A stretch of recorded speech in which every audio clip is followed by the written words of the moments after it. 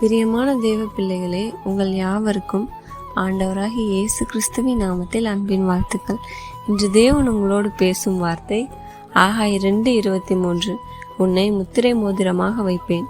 இந்த வார்த்தை தேவன் நம்மை முத்திரை மோதிரமாக்க போகிறார் என்பதை உணர்த்துகிறது. நம்ம வாழ்க்கையில் இதுவரைக்கும் செல்லா காசா இருந்திருப்போம். எதுக்கு உதவாதவனா, ஒரு மூலையில கிடக்கிறவனா, எல்லாராலும் ஏளனமாக பார்க்கப்பட்டவனா இருந்திருப்போம். தேவன் உங்களை இன்னைக்கு ஒரு முத்திரை மோதிரமாக மாற்றி அவருடைய கையில் அணிந்து கொள்ள போகிறார். முத்திரை மோதிரம்னா என்னன்னு உங்களுக்கு தெரியுமா?